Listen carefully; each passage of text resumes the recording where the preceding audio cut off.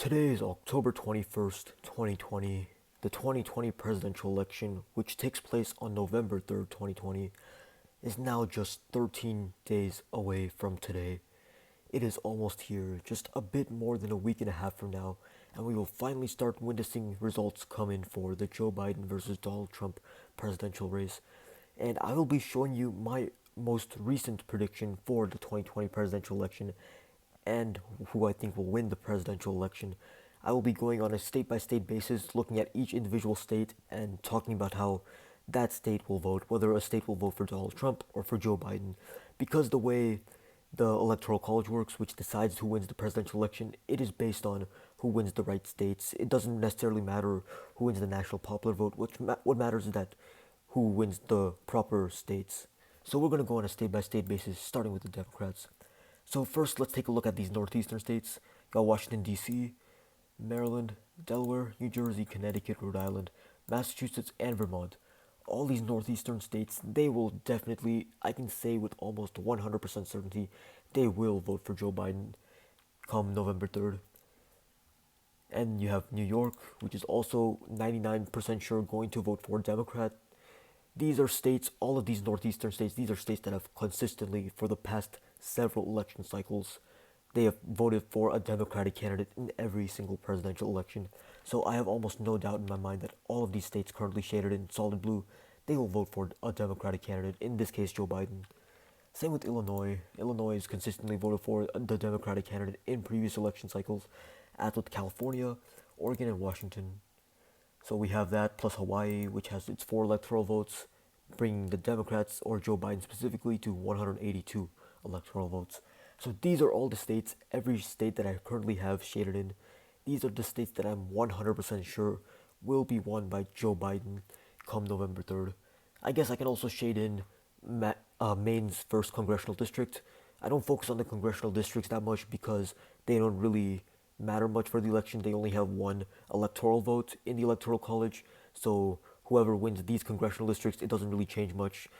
The congressional districts are really unlikely to tip the outcome of this election. It's really unlikely that a congressional district is the tipping point for this election. But let's go to the Republicans now. Got Montana, Idaho, Utah, and Wyoming. All these are solid red because they've consistently voted for Republicans in the past several election cycles, as with North and South Dakota, as well as Nebraska, and Kansas, Oklahoma, Arkansas, Louisiana, Mississippi, Alabama, Tennessee, South Carolina, Kentucky, West Virginia, Indiana, Missouri.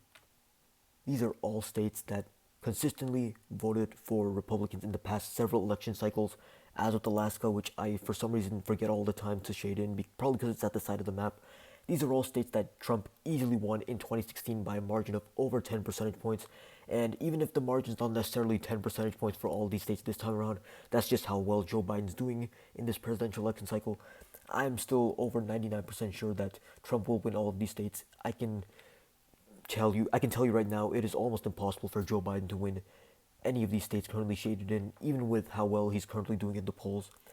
Next, we're going to go to the likely states, meaning the states that I'm not 100% sure will go to Joe Biden, but I'm pretty sure will go to Joe Biden, at least a 70 to 80% chance that Biden will win it. And for this, I'm going to shade in every state that Clinton won in 2016, which includes Minnesota, every state that isn't in solid blue yet, that I haven't shaded in yet. I'm going to do in the light-ish blue, so that would include New Hampshire, Virginia, Minnesota, and Nevada, and Maine. And the reason why I'm putting those as likely for Biden is because Hillary Clinton was able to win all of these states in 2016, and Joe Biden is objectively doing much better this time around compared to Hillary Clinton 4 years ago against Trump. So all these states, if Clinton won them in 2016, Biden will win them more easily this time around because Biden's doing better than Clinton. So Colorado and New Mexico is also that light-ish blue. So we have Democrats to 232. Every state that I've shaded in, those are states that Clinton won 4 years ago. Now for the Republicans, Texas I'm going to put likely for Trump, even though Texas has been consistently moving towards the Democrats, towards the left. Even though Texas seems like a swing state in the polls, I still think there's a pretty good chance of it going towards Trump.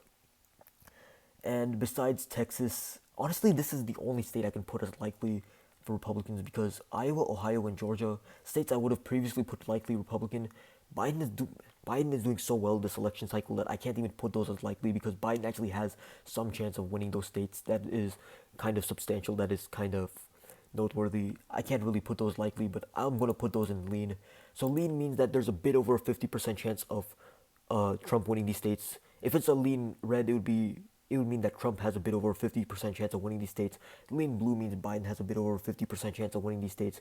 But lean means that it could honestly go either way. But Trump has a slight edge in Ohio, Iowa, and Georgia.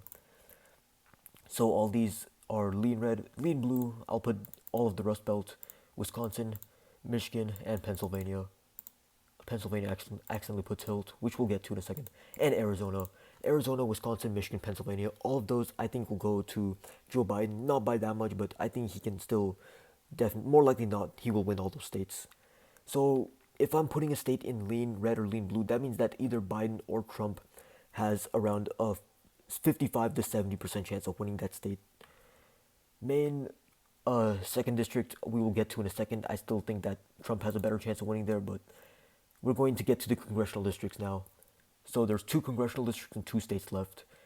Florida, I'm putting tilt red, but I'm really on the edge of this. It could go either way, but I have a slight feeling that Trump might be able to edge out a win in Florida.